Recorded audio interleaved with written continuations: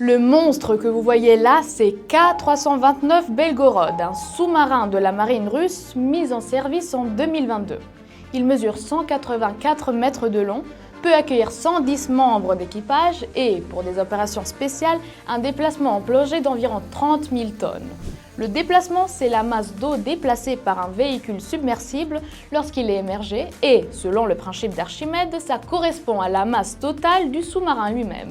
Le Belgorod dispose d'un hangar ventral capable d'abriter des véhicules sous-marins autonomes, des mini-sous-marins de recherche ou encore des submersibles pour des opérations spéciales. Du coup, il peut être utilisé non seulement pour des missions militaires, mais aussi pour des objectifs scientifiques.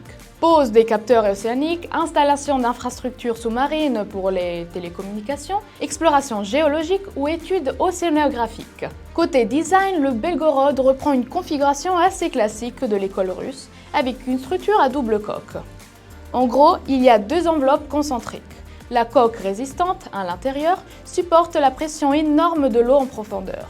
Elle est fabriquée en matériaux ultra résistants, comme des aciers spéciaux ou des alliages de titane, et contient tous les compartiments habitables, les systèmes techniques et la propulsion.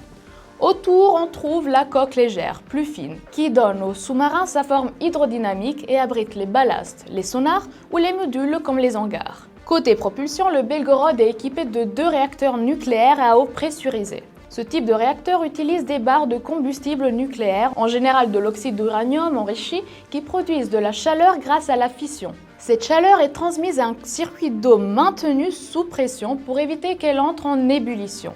Et ce circuit alimente ensuite un générateur de vapeur. La vapeur entraîne 2 turbines de 190 MW qui produisent l'énergie nécessaire pour faire tourner l'hélice et alimenter tous les systèmes à bord. En immersion, la pression devient colossale. À 600 mètres de profondeur, elle dépasse 60 atmosphères, soit 60 fois celle du niveau de la mer. Chaque centimètre carré de la coque doit résister à des charges gigantesques. Pour résister, le Belgorod est construit avec des aciers spéciaux à très haute limite d'élasticité et des soudages millimétriques contrôlés avec une précision extrême, puis traités thermiquement pour éliminer les moindres défauts microscopiques. Sur le plan technologique, le Belgorod intègre plusieurs innovations de pointe. Il possède par exemple un sonar à large ouverture, capable de scanner les fonds marins avec une précision incroyable, de détecter des objets à grande distance et de cartographier des zones entières de l'océan.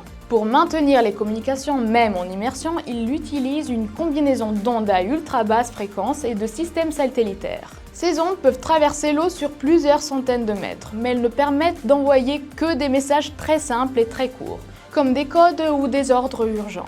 Sous l'eau, le GPS ne fonctionne pas car le signal satellite ne passe pas. Le sous-marin se repère donc grâce à un système de navigation inertielle, basé sur des gyroscopes et des accéléromètres qui calculent la position à partir des mouvements effectués depuis un point de départ connu.